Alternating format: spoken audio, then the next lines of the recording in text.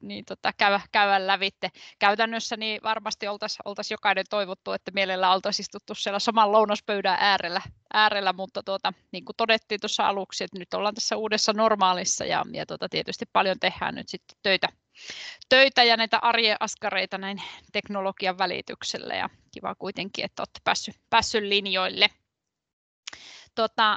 Ajatuksenani oli se, että olen ymmärtänyt, että teillä aina kohtuu tiivistä on tämä kokoontuminen tällä porukalla ja teillä on aina hyvää keskustelua ennen kaikkea syntynyt ja siitä johdosta niin ajattelin nyttenkin tai lähestyä asiaa vähän siitä näkökulmasta, että tuon semmoisia mietteitä, ajatuksia, mitä niin kuin meidän työn kautta nähdään tähän aihepiiriin liittyen, mutta ennen kaikkea toivon semmoista aktiivista keskustelua, koska tämä teknologian välityksellä tekeminen myöskin haastaa siinä mielessä, että pyritään olemaan semmoista keskustelevaa ja vuorovaikutteista, vaikkei nyt sitten saman pöydän ääressäkään olla.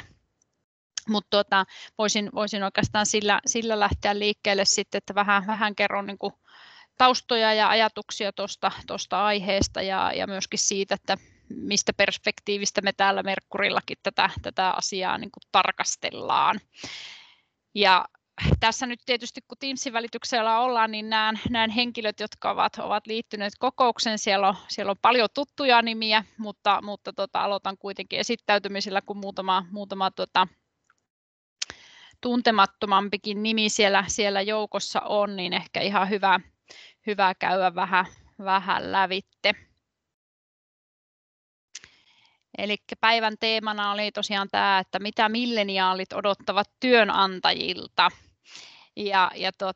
En tietenkään meidän yhtiöstä ala tässä kohtaa tekemään mitään pitkää yritysesittelyä, mutta kerron sen vuoksi taustan, että ymmärrätte sitten, että mistä perspektiivistä me katsotaan tätä työmaailman muutosta ja näkökulmia, mitä täällä markkinassa niin kuin kaikkinensa ja johtamisessakin tapahtuu. Eli Merkkuri Urval on semmoinen yli 50-vuotias yhtiö kaikkinensa, ollaan ponnistettu maailmalle Ruotsista 60-luvun loppupuolella ja sieltä sitten laajennettu maailmanlaajuisesti yli 20 maahan tässä vuosien saatossa ja Suomessakin ollaan oltu vuodesta 1976 lähtien, eli kertoo sitä, että ollaan nähty tietysti tätä työmarkkinan kehittymistä ja työelämän kehittymistä jo jokunen kilometri ja toivottavasti jokunen kilometri on edessäkin.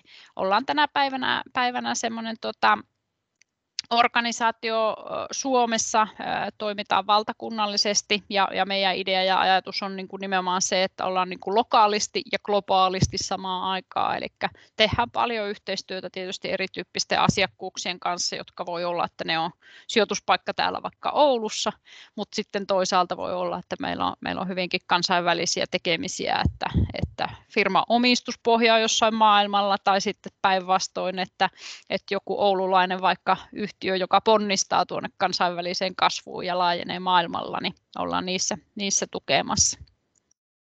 Suomessa semmoinen vajaan niin kuin 40 ihmisen organisaatio ollaan ja fyysisesti meillä paikkakuntia on näissä keskeisimmissä kasvukeskuksissa, eli Helsinki, Turku, Tampere ja Oulu. Pääsääntöisesti tehdään työtä ylimmän johdon kanssa ja ylimmän johdon niin kuin hankkeisiin liittyen ja siihen liittyy tietysti tämmöiset avainhenkilövalinnat ja organisaatioiden ja johtamisen kehittämiseen liittyvät asiat, mutta ja tavallaan niiden oikeiden kyvykkyyksien tunnistaminen sitten, kun tyypillisestihän se lähtee monesti ne asiat sieltä, kun strategiaa päivitetään tai strategiaa luodaan ja viedään asioita uudelle tasolle, niin sitten tulee niitä osaamiseen ja kyvykkyykseen liittyviä asioita myöskin työpöydälle. Mulla on itsellä tosiaan semmoinen tausta, että vaikutan tässä Oulun konttorilla fyysisesti, mutta vastaan meidän Pohjois-Suomen liiketoiminnasta ja Suomi-tasolla niin johdan sellaista vajaan 10 ihmisen tiimiä, joka on maantieteellisesti hajaantunut myöskin tässä Suomenniemellä ja on konsultointialalla ollut yli 12 vuotta, Merkkuri Urvalissa siitä yli 7 vuotta.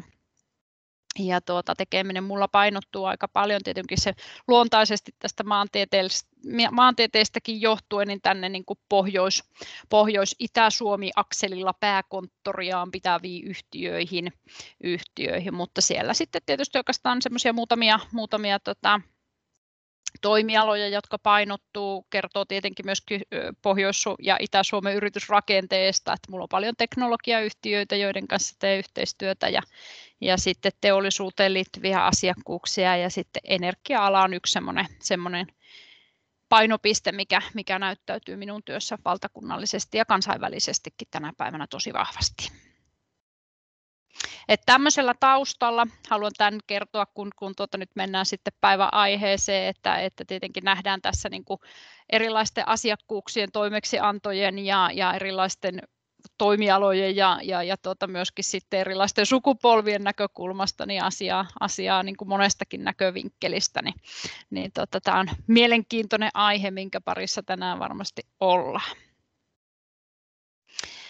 No, olen ottanut tähän alustukseen 2 tällaista vähän näkökulmaa, että voidaan katsoa, että no miten me niin kuin johtajina ja esimiehinä ymmärrämme näitä nuorempia sukupolvia, voidaan puhua tietysti milleniaaleista tai X, Z tai Y-sukupolvista tai muista, mutta jos nyt vähän tätä milleniaalinäkökulmaa, eli käytännössä 80-90-luvulla syntyneitä, 2000-luvulla syntyneitäkin alkaa olla jo aika usein tulee CV:tä vastaan, missä niitäkin syntymäaikoja jo näkyy ja merkittäviä avainhenkilöpositioihinkin.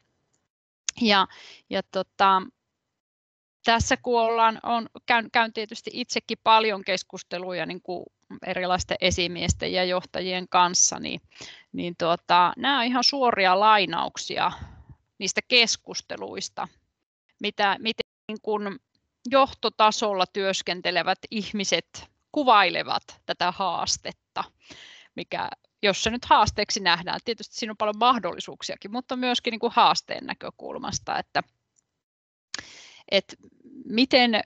miten niihin milleniaaleihin suhtaudutaan, eli näihin nuorempiin sukupolviin, jotka ajattelevat asioita eri tavalla ja missä ehkä sitten tulee ne johtamiseen liittyvät keskustelut ja haasteetkin käytännössä arjessa esille. Siellä nousee tällaisia, että se nuori sukupolvi, niin sehän on aika semmoista naiviakin ja niillä on aivan epärealistisia odotuksia tästä niin kuin työelämästä ja ne on henkilöitä, jotka haluaa niin kuin kaiken tässä ja nyt ja heti, että heillä ei ole niin kuin riittävää malttia ja sitten kuitenkin samaan aikaan niin ollaan vähän törmätty tämmöiseenkin asiaan, että no eihän ne ole edes kiinnostuneita työn tekemisistä. Saatikka sitten, että jos antaa vaikka lisävastuita tai lisävelvoitteita ja ennen kaikkea velvoitteita, niin sittenpä tuleekin tenkkapoo.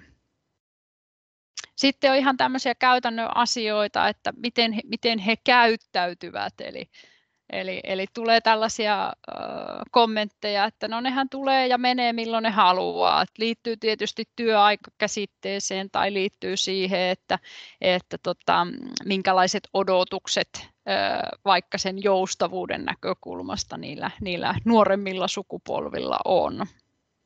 Liittyy myös vaikka loma-asiaan tai käytäntöön, että minkälaiset niin kuin rikotaan ehkä niitä semmoisia perinteisiä toimintatapoja ja käytäntöjä sille, että no meidän organisaatiossahan on tyypillisesti aina sovittu yhdessä, että heinäkuu on se kesälomakuukausi, niin ei se välttämättä pädekään enää käytännön työssä. No, tämä oli aika karrikoitu esimerkki, mutta minusta kertoo hyvinkin, että tämä snappaavat ja tiktokkaavat myös työajalla, että puhelin on kasvanut kiinni käteen. Ja tietysti ei pelkästään tämä pandemia-aika, mutta varmasti muutoinkin tämä teknologinen kehittyminen näkyy monella saralla. Tämä aiheuttaa vähän osittain sellaista niin kuin voi sanoa, että närääkin jossain määrin organisaatioissa, että kuinka paljon se teknologia ja tekeminen on, tai niin kuin laitteet ovat läsnä siinä niin kuin arjen työssä ja tekemisessä. Tässä nyt on tietysti hirveän paljon eroja riippuen sitten minkä alan tekemisestä ja toimialasta ja liiketoiminnasta on kyse, mutta kuitenkin tämä on varmaan ilmiö, mikä näyttäytyy kautta linjan.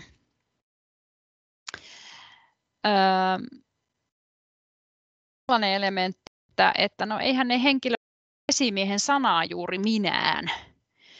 Eli myöskin niin kuin liittyy tämmöiseen niin kuin käsitteeseen siitä, että on niin kuin esimies ja sitten esimiehellä on niin kuin johdettavia henkilöitä. Että kuka määrittelee ja mitä ja onko siellä sellaisia komentolinjoja jossain määrin, mihin me ollaan ehkä perinteisesti totuttu. Ja tämän tyyppisiä asioita niin kuin täältä niin kuin, esimiesnäkökulmasta, johtamisen näkökulmasta, kuulostaako nämä tutulta tai kommentoikaa ihmeessä siellä. Nyt täytyy sanoa tämmöinen käytännön asia vielä tähän liittyen, että puolestani niin voi ihan vapaasti ottaa puheenvuoron siellä, koska minä en näe nyt tässä kohtaa, kun on presis päällä, niin myöskään henkilöiden kasvoja tai taustoja. Niin kommentoikaa vapaasti. Mitä ajatuksia herättää? Pirkola Jari tässä, terve. Terve Jari. Ehkä mä olisin enemmänkin huolissaan noista esimiehistä, jotka on lausunut niistä milleniaalista. Hyvä pointti. Sami tässä osaltaan niin onhan näissä niin kuin totuusperääkin, että kyllähän niin kuin nykyajan nuorissa on ihan yhtä lailla kuin aina ollut nuorissa niin omalaatuisia persoonia, jotka ovat käyttäytyneet välissä hieman eri tavalla kuin muut.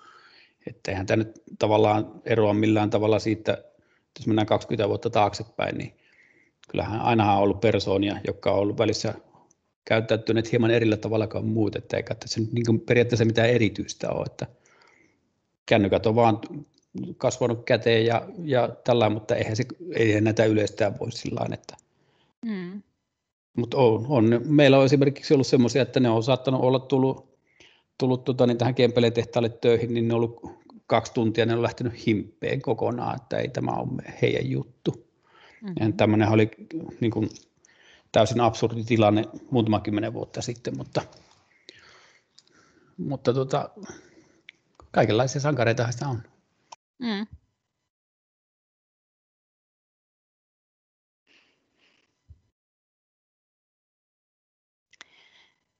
Kyllä. Joo, oikeastaan tuohon voisin jatkaakin. Toi oli ihan hyvä tuo Jarikin kommentti, että enemmän olisin huolissaan sitten niistä esimiehistä. Jos me katsotaan sitä, että miten me heitä sitten johdetaan, eli mehän nähdään niin kuin omassa työssämme myös paljon sitä, että kun henkilö on se milleniaali ja on tullut työelämään eri vaiheissa, kun me olemme tulleet hyvin erilaiseen työelämään myöskin, niin että minkälaista palautetta sitten taas sieltä käsin tulee, jos niin kuin, nostetaan vähän esille sitä näkökulmaa. Tämä tulee tietysti, niin kuin jos ajattelee ihan konkreettisimmillaan, niin se tulee sisäisissä keskusteluissa, kun ollaan tukemassa organisaatiota niin kuin eri vaiheissa, mutta myöskin siinä, kun joku henkilö hakee uusia työmahdollisuuksia ja käydään läpi niitä, että mitä ne on ne odotukset esimiehiltä ja miten sitten se johtaminen siellä organisaatiossa koetaan eri sukupolvien välillä. Nämä on myös ihan suoria lausuntoja ja lainauksia siitä, että mitä niin kuin henkilöiltä on tullut. Eihän se ota kantaa, aikoi kertovansa, kun on jotain ongelmia. Eli tulee niin kuin sitä viestiä siitä, että milleniaali kaipaa sitä palautetta. Kaipaa sitä palautetta varmaan suhteessa pikkusen paljon enemmän kuin aikaisemmin, ja sehän liittyy tietyllä lailla myöskin tuohon vuorovaikutukseen kaikkinensa, että siinä mielessä maailma on tietysti muuttunut monella tavalla enemmän vuorovaikutteisemmaksi, kiitos teknologian, mutta kiitos myöskin sen, että semmoiset tietyn tyyppiset niin kuin byrokratiaan ja auktoriteetteihin liittyvät elementit niin häviää häviää entisestään, että joka organisaatiossa varmasti haetaan sitä niin kuin tietyn tyyppistä ketteryyttä ja sitä, että se palautteenantokulttuuri ja vuorovaikutus olisi paljon niin kuin semmoista läsnä olevampaa siellä arjessa, että nämä tietenkin moni asia linkittyy hyvin paljon niin kuin toisiinsa. Se, mikä nousee esille myöskin, että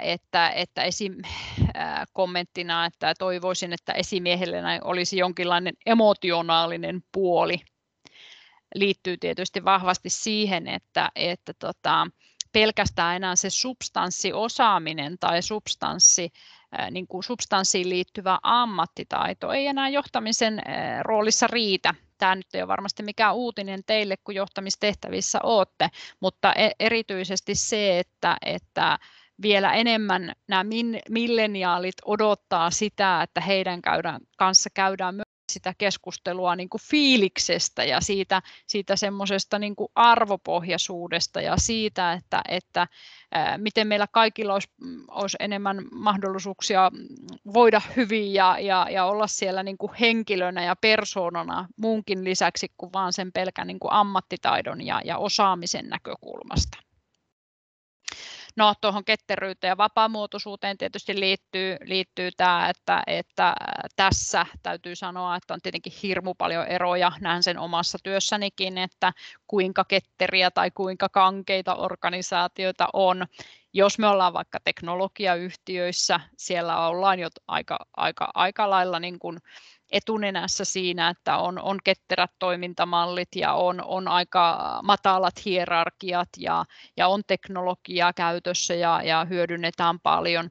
Mutta sitten jos me mennään vaikka perusteollisuuden puolelle, niin siellä on edelleenkin aika perinteisiäkin organisaatiomalleja ja toimintatapoja, jotka näyttäytyy sitten näille milleniaaleille tietysti aika kankeanakin maailmana ja siihen liittyy sitten tietysti odotus siitä, että oltaisiin vähän nopeampia ja nopeampia reagoimaan tai oltaisiin organisaatiossa vähän vapaamuotoisempia, että ei olisi niin sellaista niin kuin kerroksellisuutta myöskään niin paljon.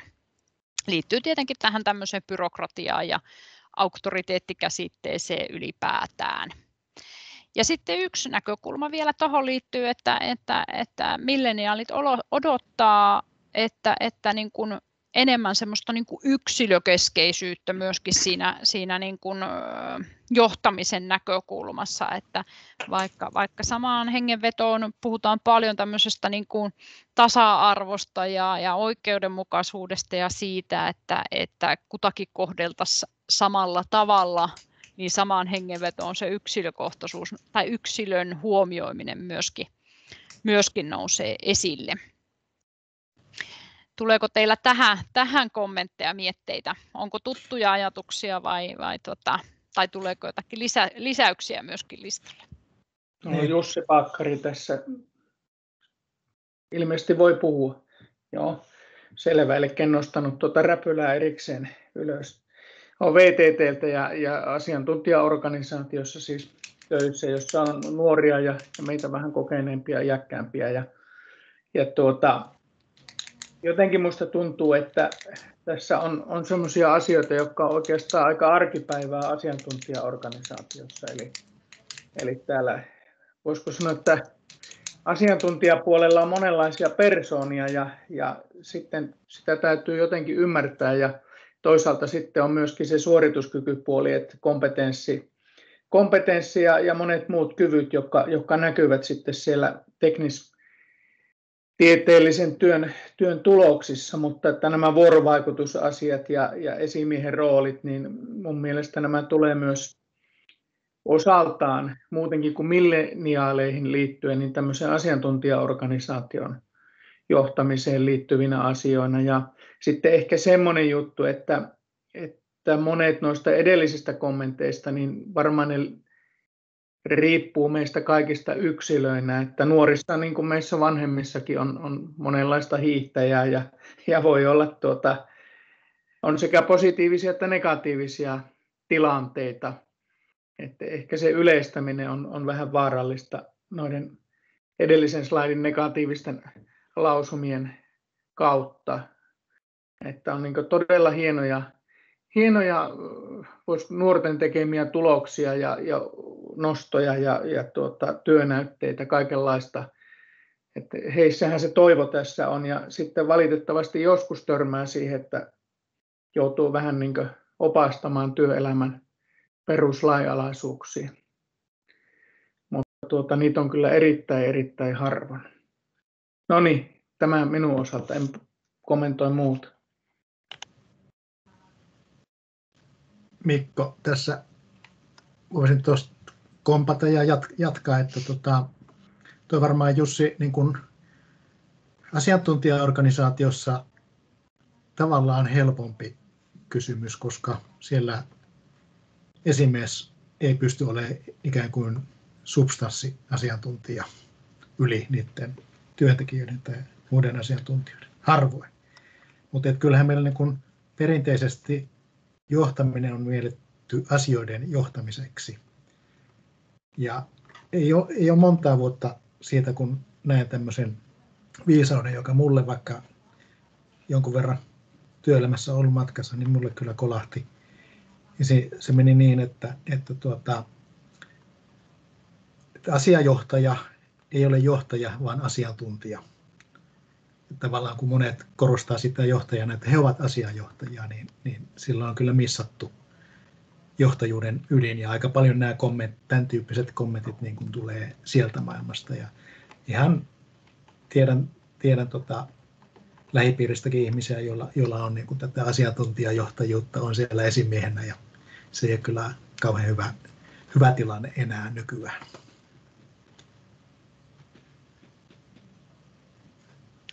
Kyllä, joo, erinomaisen hyviä kommentteja ja toi mitä Jussi tuossa kommentoi, niin tuohon liittyen, että onko se asiantuntijaorganisaatioita vai onko se niin kuin muun tyyppisiä organisaatioita tai versus, että onko se nuoremmat tai vanhemmat tai onko se, että milleniaalit tai joku muu, niin faktahan on tietysti se just näin, että mitään niitä asioita ei voi niin kuin erottaa keskenään niin kuin toisistaan faktuaalisesti niin, että no aina milleniaalien kanssa näin tai aina vanhemman sukupolven tai kokeneemman sukupolven kanssa näin tai että aina asiantuntijaorganisaatiossa tapahtuisi näin.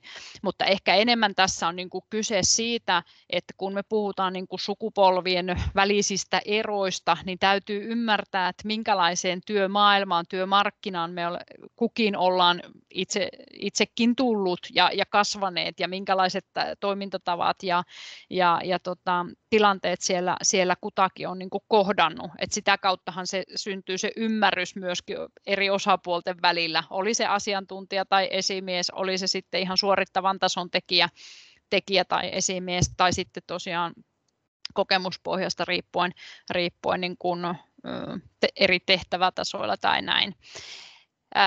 Se, mikä jos me puhutaan tietyllä lailla näistä milleniaaleista, niin nyt me päässään siihen, että toi oli ihan tarkoituksenmukainenkin, että laittaa vähän vastakkainasettelu tähän alkuun, saadaan keskustelua aikaiseksi, mutta sitten niin kuin nimenomaan se, että eihän me arjen työssä, me ollaan kukin varmasti kohtuu kokeneita jo omilla saroillamme, niin tiedetään, että eihän yhtä totuutta ole olemassa. Ja yksilöt eroaa ja nuorissa on todella huima potentiaali ja ei missään nimessä ole kyse siitä, että milleniaalit olisivat huonoja ja kaikki kokeneet on hyviä, että voi olla täysin päinvastaisia tilanteitakin niin, että jossa ne haasteet sitten näyttäytyy ja ylipäätään ja hyvän ja huonon käsite ei ehkä kuulu siihen nykypäivän johtamisnäkökulmaan, vaan enemmän siihen, että ymmärretään, että no miksi toinen henkilö ajattelee tai käyttäytyy noin ja mitä minun pitäisi siitä niin kuin pystyä reflektoimaan, olipa se oma rooli johtaja tai asiantuntija. Se, mikä näissä milleniaaleissa nousee esille, tämä on itse asiassa tämmöinen yksi lähde ja vinkkikin, jos haluatte asiaan paneutua enemmänkin, niin tämmöinen kuin Hyvät, pahat ja milleniaalit, miten meitä tulisi johtaa. Atte ja Karoliina Mellanen, se on tänä vuonna ilmestynyt kirja ja he ovat itse siis milleniaaleja ja ovat kirjoittaneet kirjan niin kuin sieltä omasta näkökulmasta, että miten he näkevät ja tietysti siinä kohtaa myöskin käyneet keskustelua ja tehnyt tutkimusta siihen, että no miten milleniaalit kokee tämän niin kuin odotukset ja mitkä heille on niin kuin tärkeimpiä asioita työssä. Ja tässä jos katsoo vähän tätä niin kuin jakaumaa, että mitkä asiat sieltä nousee esille, niin sieltä löytyykin oikeudenmukaisuus työyhteisössä on tosi tärkeä elementti, se on välttämätöntä, niin kuin suurin osa kokee, että se on välttämätöntä. Onnistumisen kokemukset koetaan niin kuin tärkeäksi ja mieluisa työyhteisö, hyvä esimies, mielekkäät ja innostavat työtehtävät. Ja sitten taas jos katsoo niin kuin toisinpäin vähän sitä, että vaikka joku kilpailuhenkisyys, että onko se enää se juttu, mistä niin kuin milleniaalit motivoituvat tai draivaavat tekemistä, niin ei välttämättä. Tai onko sillä jollakin tittelillä tai semmoisella niin kuin organisaatioon liittyvällä asemalla merkitystä, niin ei välttämättä. Että nämä näkyy niin kuin hirveän paljon myöskin niissä keskusteluissa, mitä me ihmisten kanssa käydään. Että kyllä ne työn merkityksellisyys ja se niin kuin sellainen, että saa olla jossakin vastuullisessa tekemisessä, jossa on niin kuin mielekkäät ammatilliset haasteet, ei välttämättä enää tarkoita sitä, että se pitäisi olla pelkästään esimiesasema, vaan voi olla myöskin hyvin vahvasti ajatus siitä, että haluan olla jonkun asian tai joidenkin asioiden niin kuin vahva asiantuntija ja menestyä sillä polulla.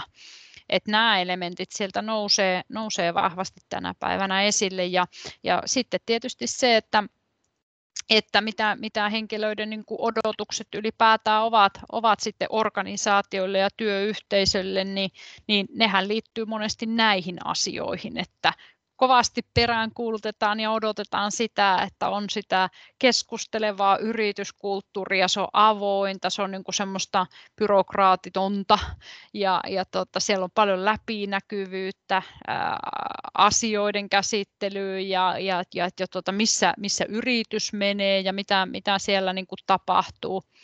Aitous on myöskin yksi asia, mikä nousee vahvasti esille, että jotenkin aika paljon niin kuin puhutaan siitä, että minkä Jussikin tuossa nosti esille, että välttämättä se substanssiosaaminen ei enää ole niinkään se tärkeä, vaan se persoona ja ihminen ja henkilö, jolloin puhutaan sitten siitä, että ihminen on niin kuin aito oma itsensä. Pystyy myöskin kertomaan, että hei, tässä asiassa mulla ei ole tätä asiantuntijuutta, että nyt me luotetaan sun asiantuntijuuteen.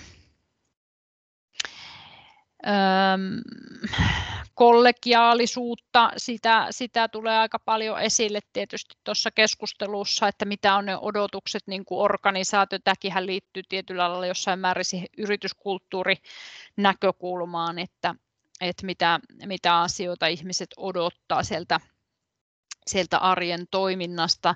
Tietysti tämä on varmasti asia, mikä nyt näkyy myöskin tässä ajassa, kun ollaan paljon etänä ja teknologioiden välillä, että paljon semmoinen niin kuin yhteisöllisyysnäkövinkkeli on noussut esille ja se tietyllä lailla myöskin haastaa aika montaa organisaatiota tällä hetkellä, että miten olla yhteisöllinen, kun kaikki tekevät kotoa käsin. Kun perinteisesti on ne toimintamallit ja rakenteet ollut sellaisia, että on pystytty olemaan siellä samalla toimistolla tai samalla työpaikalla ja rakennettu ne arjen askareet, palaverikäytännöt ja myöskin sitten semmoinen, niin kuin mikä ei liity itsessään siihen työhön, vaan ehkä ne kaikki muut elementit, mitä on organisaatiossa tuettu sitä niin kuin yhteistyötä ja yhteisöllisyyden tunnetta, niin ne on tietysti nyt jonkunnäköisen tarkastelun alla varmasti tässä ajassa.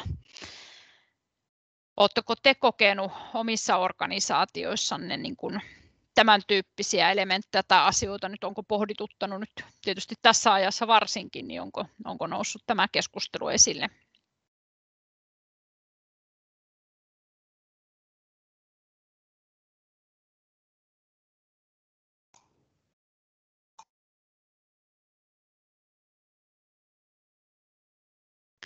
nähtävästi.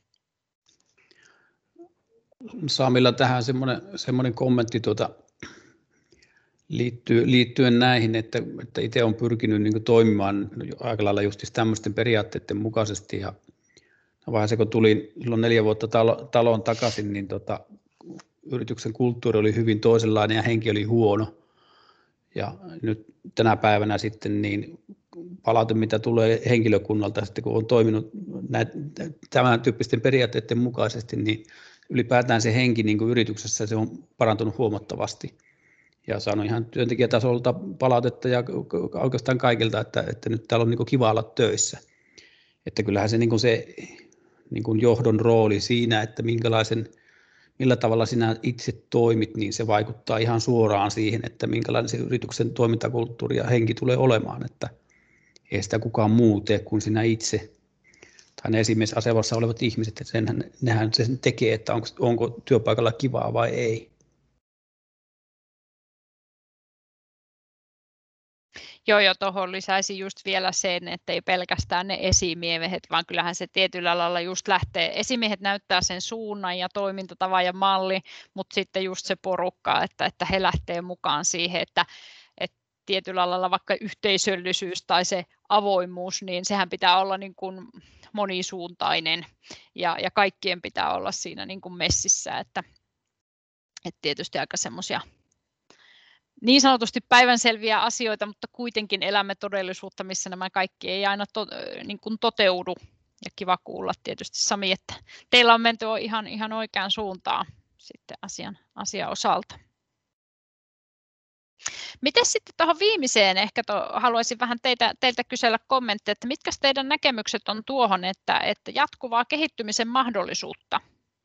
Että se nousee aika paljon esille, että nämä milleniaalit ja tavallaan nuoremmat sukupolvet niin odottaa sitä, että kun hehän ovat tulleet työmaailmaan, jossa niinkö lähtökohtaisesti mikään ei ole oikein pysyvää, että vaikka he olisi vakituissa työsuhteessakin, niin kaikki ymmärtää, että tänä päivänä vakituinen työsuhdekin voi päättyä ja yrityksen tilanteet voi aika nopeallakin syklillä muuttua ja entistä enemmän on tällaisia määräaikaisia keikkaluontoisia työtehtäviä myöskin tarjolla, että jos vähän taas ottaa perspektiiviä, että vielä niin kuin 10 vuotta sitten niin puhuttiin siitä, että Suomessa niin kuin keskimäärin työ niin kuin tehtävän pituus oli niin kuin 6-7 vuotta keskimäärin, niin se on tänä päivänä noin 3 vuotta, että se on aika radikaalisti niin kuin tipahtanut tässä niin kuin vuosien saatossa ja siihen liittyy tietysti sitten myöskin se näkökulma, että jos milleniaalit odottaa, että on jatkuvaa kehittymisen mahdollisuutta ja mahdollisuus vaihtaa työtehtäviä, niin eihän se pelkästään heistä johdu se ajatus, vaan sehän johtuu myös tästä työmarkkinasta, että työmarkkina on muuttunut entistä syklisemmäksi ja hektisemmäksi jossain määrin, tai lyhytnäköisemmäksi ja se on sitten aiheuttanut myöskin sen, että nuori sukupolvi ja milleniaalit osaa jo myös hahmottaa sen, että heidänkin täytyy pysyä niin kuin koko ajan kehityksen kärjessä ja koko ajan sitä omaa osaamistaan myöskin niin kuin vahvistaa ja kehittää, jotta on niitä mahdollisuuksia sitten työllistyä koko ajan eteenpäin. Onko teillä tullut kokemuksia tästä?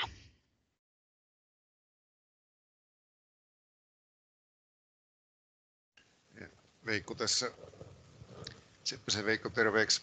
Jos ylioppistolaisittain, jos olen nyt ollut viime vuodet töissä katsoa, niin siellä mielestäni yllättävää nyt oli ihan syksyllä oli opiskelijoiden keskuudessa kysely, niin niistä oli hyvin vähän heistä oli kiinnostuneita yrittäjyydestä ja sitten tämmöistä esimiestyöstä ei ollut juuri kukaan.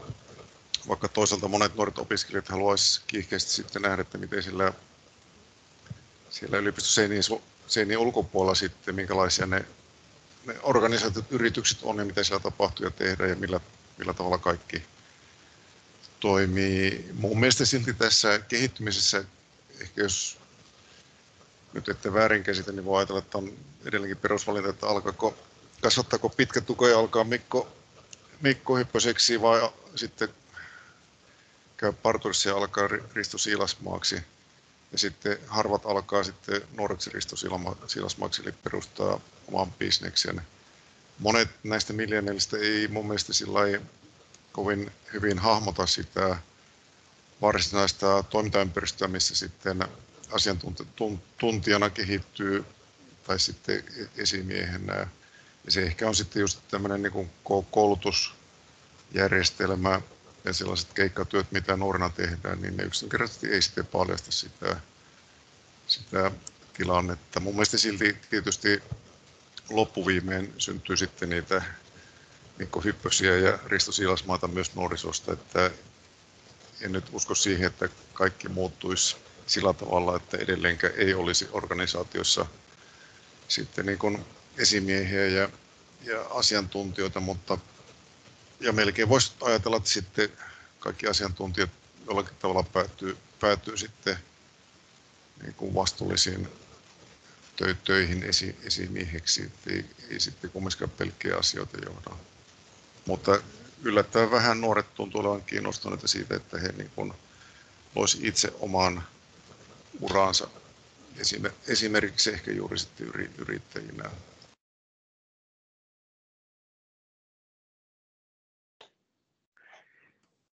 Voiko myös kommentoida tässä sitten jatkona tuohon, mitä Veikko sanoi, eli Jussi Paakkari tässä taas, niin ehkä semmoinen tuli nyt myös mieleen, että tässä varmaan viitataan nyt meidän suomalaisiin milleniaaleihin, jotka tulee työelämään. Että nyt on aika paljon meillä työnhakijoita, jotka ovat ulkomailta, eri maista, Euroopasta, Kiinasta, Japanista, Intiasta, mutta sanotaan, että eri maista, ja siellä mun mielestä on sitten näitä kulttuurieroja, vaikka ovat ikään kuin henkilöt näiden meidän suomalaisten milleniaalien kanssa samanikäisiä, niin se suhtautuminen siihen, kuinka asiantuntijauraa kehitetään ja miten se jälki jää ja mikä on seuraava askel, niin on jotenkin aika usein näillä kansainvälisillä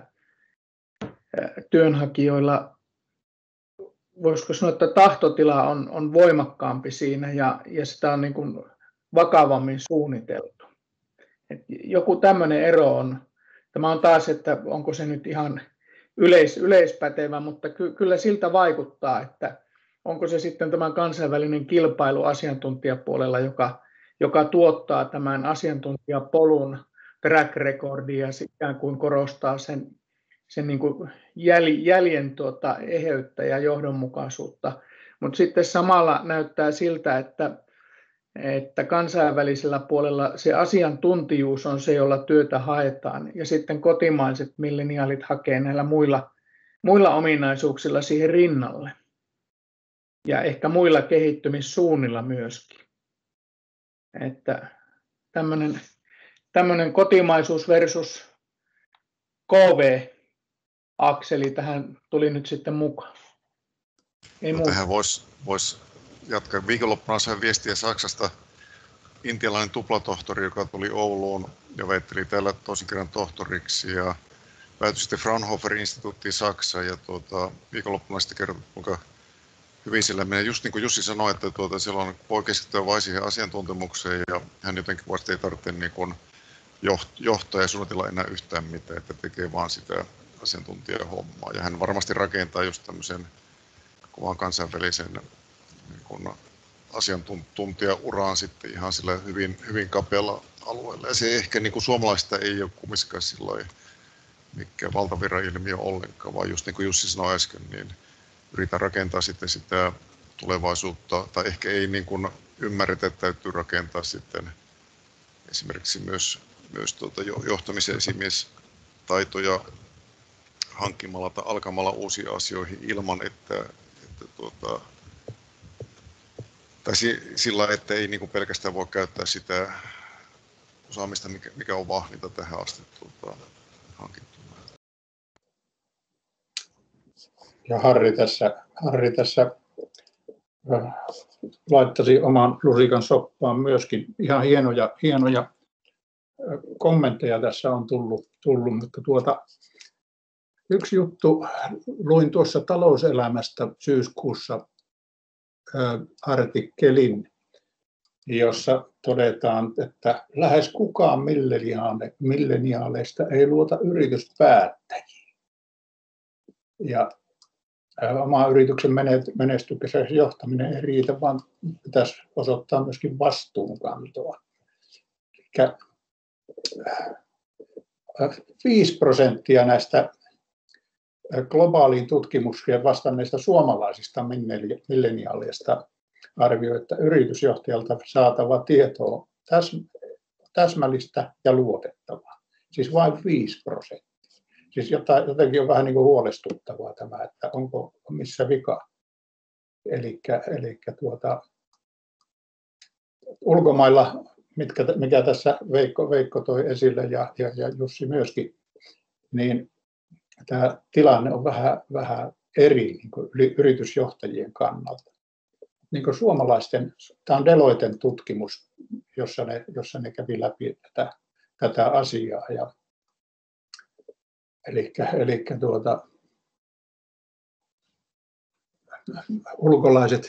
Ulkolaiset työntekijät ja milleniaalit huomattavasti enemmän, jopa 3-kertaisesti luottaa yritysjohtajiin. Ja tämä kansainvälistyminen, mikä tulee tässä väkisin myöskin mieleen niin todellakin tuo suomalaiset milleniaalit joutuu olemaan tuolla kansainvälisissä kuvioissa tekemisissä kansainvälisten työnantajien kanssa, että miten siellä toimitaan. Mutta varmaankin tässä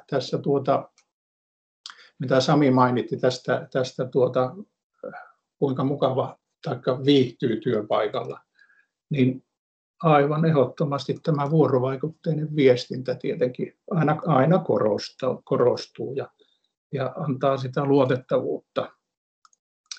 Ja yksi asia, joka tässä myöskin näyttäisi niin kuin ihan viime aikoina korostuu, on tämä yhteiskuntavastuu. Se on jopa täällä poliitikkojen puheissa tullut esille. Tähän asiaan lukasin tänä aamuna, oli Kalevassa Hulkon Veikon kirjoitus, jossa hän ansiokkaasti tätä asiaa käsitteli myöskin. Kannattaisi vähän vilkaista sitä. Mutta tämä yhteiskuntavastuu on tietysti, ja itseäni huolestuttaa tämä, että jos milleniaalit ei luota siihen, mitä johtajat sanoo. Tälleen.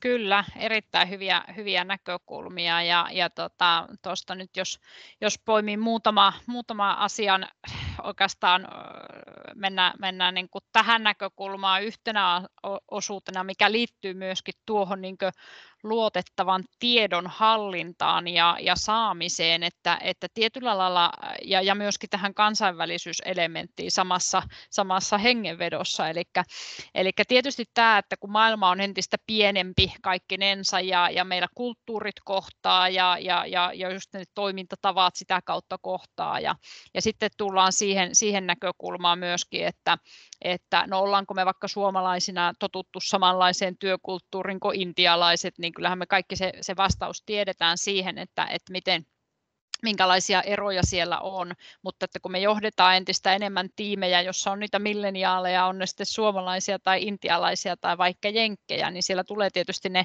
kulttuurien kautta tulevat erot.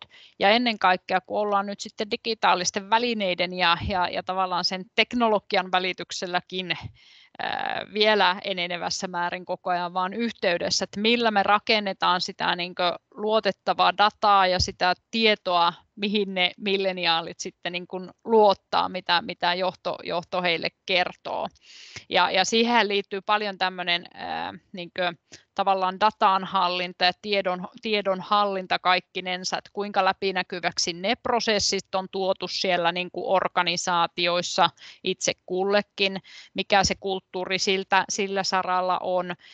No sitten tietenkin tämä näkökulma, niin kuin läsnäolon näkökulmaa, että maailmahan ei ole siinä muuttunut miksikään, että meillä on edelleenkin 24 tuntia vuorokaudessa ja aikaerot on, kun ollaan KV-bisneksessä, mutta sitten ne niin kuin tavat toimia, että millä tavalla me ollaan yhteydessä niihin johdettaviin ihmisiin tai organisaation sisällä, niin teknologia on tullut sinne niin kuin avuksi, mutta joku kokee myöskin, että myöskin haitaksi, että niitä välineitä ja mahdollisuuksia on tänä päivänä niin paljon, että on tämä Teamsia, on Zoomia ja on WhatsAppia ja Facebook nyt on jo milleniaalit ajattelee, että sehän on ihan mummokerhon tai pappakerhon hommia, joku ajattelee, että no sehän on se teknologinen väline tai Snapchatit tai mitä sun kaikkia mahdollisuuksia niin kuin on teknologisesti hyödynnettävissä, niin se viidakkohan on aikamoinen ja sitten tietyllä lailla tullaan siihen, että no kuinka lähellä sen johtamisen näkökulmasta tai mitkä ne läsnäolon mahdollisuudet sitten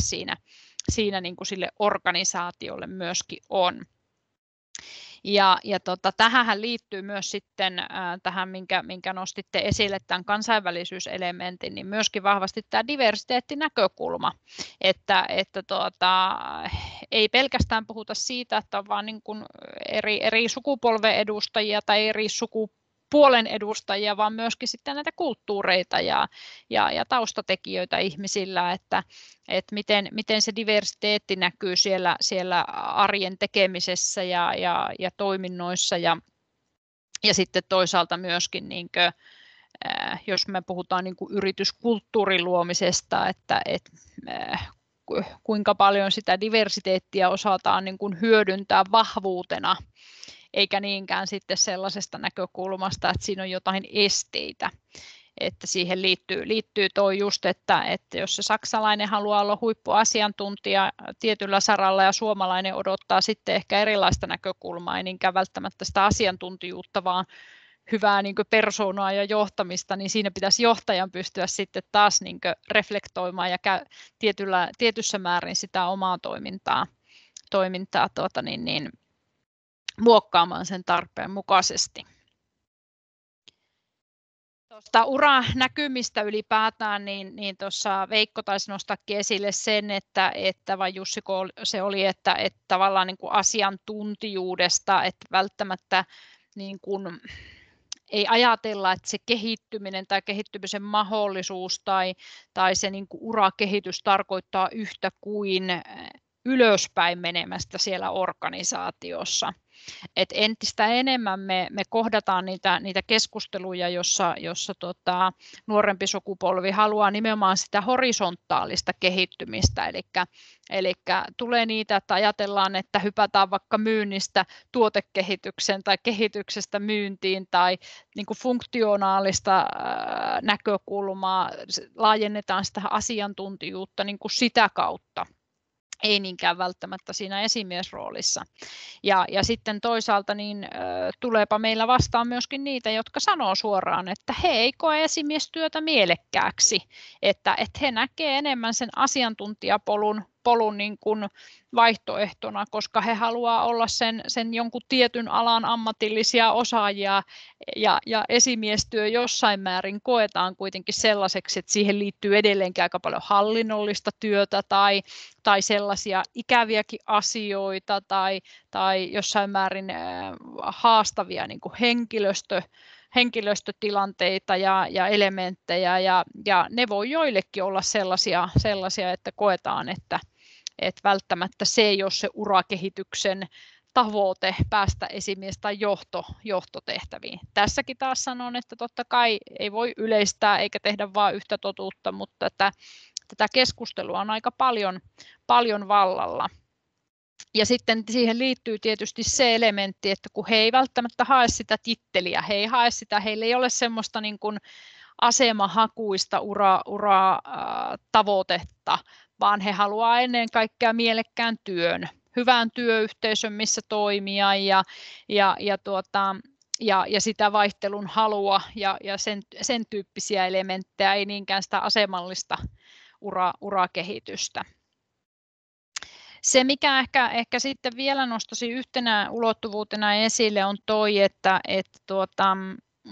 niin kuin nythän paljon puhutaan tästä itseohjautuvuudesta muun muassa terminä että olipa sitten asiantuntija tai esimies, niin varmasti jokaiselta odotetaan sitä, että olisi niin kuin kykeneväinen tekemään sen oman vastuualueensa roolin niin kuin laaja-alaisesti, siellä tekemään asioita tuloksellisesti, mutta myöskin sitten niitä päätöksiä tekemään ja näin poispäin. Sekinhän vaikuttaa tuohon asiaan, että moni asiantuntija kokee, että no he on jo siinä omassa asiantuntijaroolissaan myöskin jossain määrin vähän niin kuin esimiesasemassa, koska paljon enemmän organisaatiot toimii muun muassa vaikka verkostojen kanssa ja johdetaankin niin kuin verkostoja, ei välttämättä sitä juridisesti direktio-oikeuden alla olevaa porukkaa. Että nämäkin tietenkin vaikuttaa paljon tähän näkökulmaan.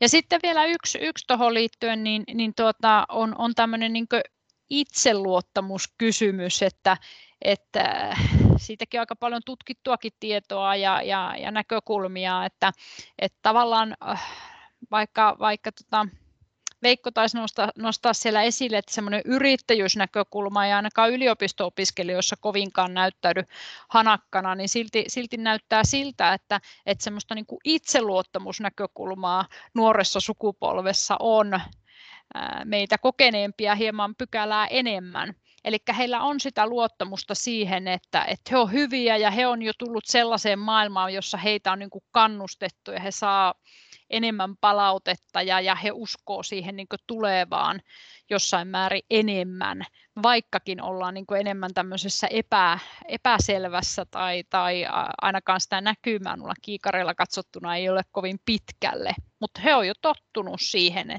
jossain määrin enemmän kuin ehkä meidän sukupolvi sitten, että näkymä on yleensä lyhyempi niin kuin aikaperspektiiviltäänkin.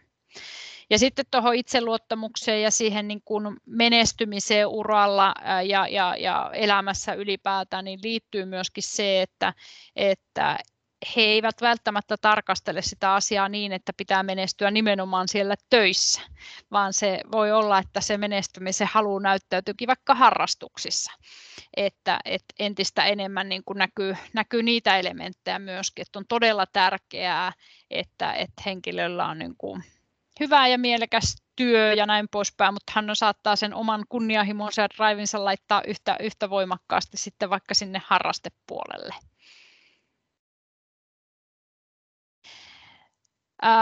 Tuosta oikeastaan sitten vähän niin kuin yhteenvetonakin, että tässä tuli juuri näitä, mitä tekin nostitte esille, että jos katsotaan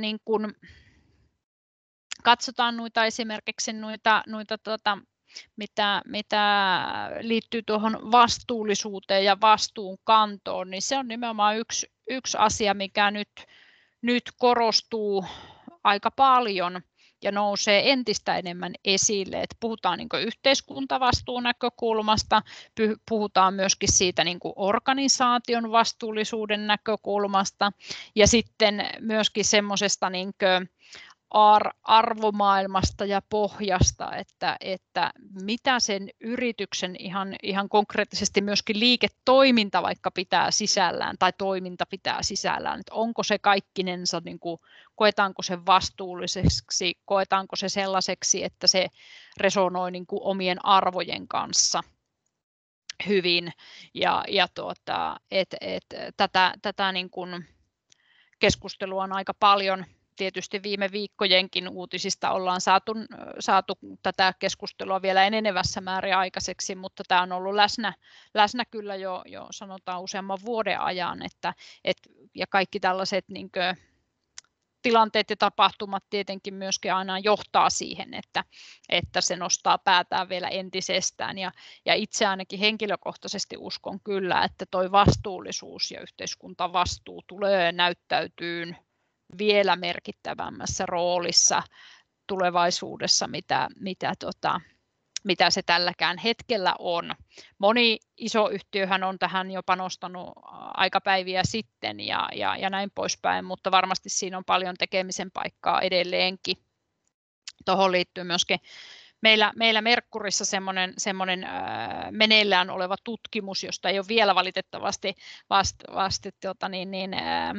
tuloksia kertoa, mutta ollaan myöskin tarkastelemassa tätä vastuullisuusteemaa, että miten organisaatiossa koetaan tämä yhteisvastuullisuuden merkitys ja mitä se tarkoittaa sieltä johtamisen näkökulmasta, että minkälaisia käytänteitä se on tuonut mukanaan ja mitä se sitten tarkoittaa tulevaisuuden odotuksista. Sitten vielä ehkä toi viimeisenä, mitä nostaisin, tuossa nyt jonkun verran peilattiinkin tätä, että tietenkin tämä tämmöinen joustavuus, ketteryys näkyy, mutta yhtä lailla tämä work-life balance näkyy, että varmasti sekin on semmoinen, että ihmiset arvostaa entistä enemmän niin kuin myöskin sitä omaa vapaa-aikaa ja sitä, että on niin kuin selkeästi elementtejä, vaikka ne iloisesti tänä päivänä menevätkin entistä enemmän sekaisin se työaikakäsite ja vapaa-aikakäsite, mutta myöskin ajan käytön näkökulmasta, että nähdään, että se on niin kuin tärkeää olla balanssissa. Tuleeko teillä tuohon jotain vielä lisättävää tai kommentoitavaa?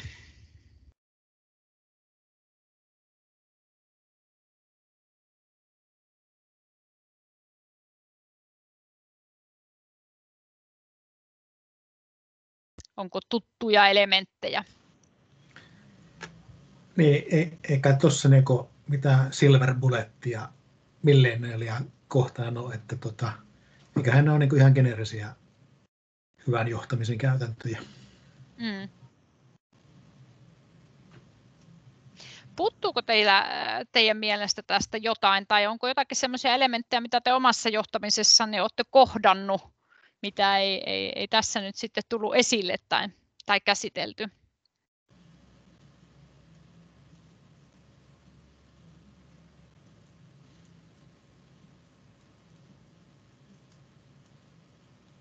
Jari tässä. Ehkä yksi sellainen asia, jota mä oon pohtinut moneen otteeseen. Tietenkin nyt ihan viime aikoina en ole rekrytoinut näitä ulkomaalaisia työntekijöitä, mutta aikaisemmin kyllä. Ja se oikeastaan tuli tuosta Veikon ja Jussin puheenvuorostakin esille, että miten niin kuin ihmiset näkee tämän meidän yhteiskunnan niin kuin, tämmöisen niin kuin kilpailullisuuden, että miten se vaikuttaa näiden meidän nuorten niin kuin haluun kehittyä ja tavallaan niin kuin kilpailla niistä positioista, koska aikaisemmin se ainakin niin kuin välittyi minulle sillä lailla, että kun se oli se kiinalainen tai intialainen tai vaikkapa tuolta Itäblogin maista oleva kaveri, niin sillä paloi silmät sitten menestymisestä ja onnistumisesta, mutta sitten niin kuin vastaava suomalainen nuori ei välttämättä ollut niin kiinnostunut kilpailemaan siellä, vaan se teki sitä työtä. Ja toisaalta meidän yhteiskuntaa on ehkä ajettu siihen suuntaan, että sitä kilpailua ainakaan noiden nuorten joukossa vähemmän olisi. Koulussa arvioidaan jokaista omalla kehityspolulla, ei verrata muihin ja aiheuttaa sitä pahaa mieltä sitten huonommasta arvosanasta ennen muuta. Että miten te näette sen tai miten Johanna kokee tuon asian?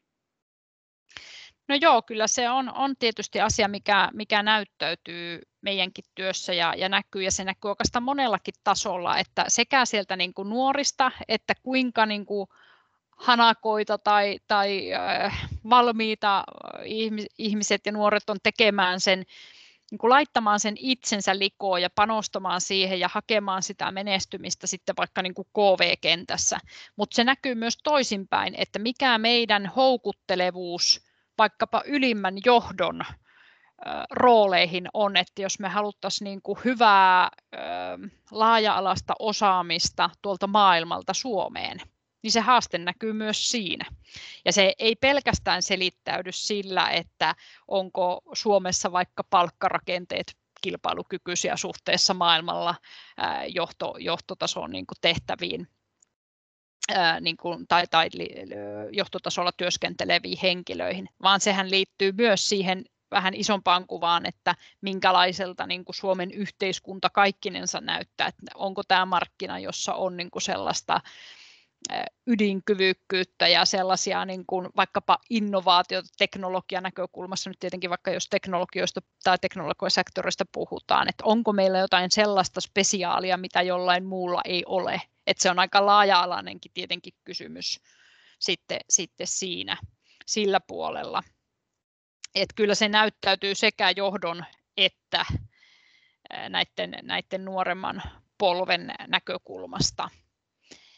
Ja en tiedä, vaikuttaako, tai tämä on hyvä tietenkin pohdinta, että vaikuttaako esimerkiksi nyt tämä pandemiatilanne tähän asiaan niin kuin jossain määrin sitten pitkässä juoksussa, kun ajatellaan, että entistä enemmän voitaisiin miettiä, että tekeminen ja ne uramahdollisuudet on niin kuin ajasta ja paikasta ja ennen kaikkea paikasta riippumattomia asioita.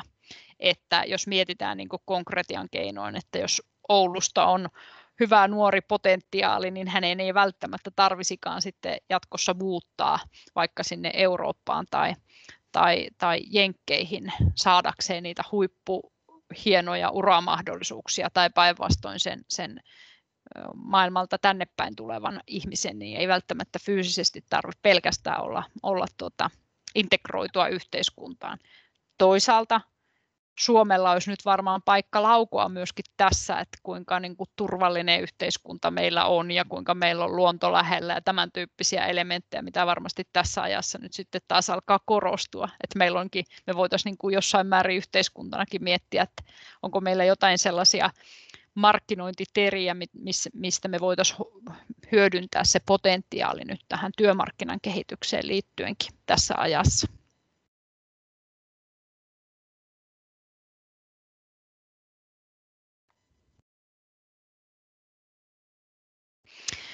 Hyvä, mutta meillä on vissiin aika alkaa olemaan käytettävissä ja keskustelua toki tässä varmasti jatkuisi pitempäänkin aikaa, mutta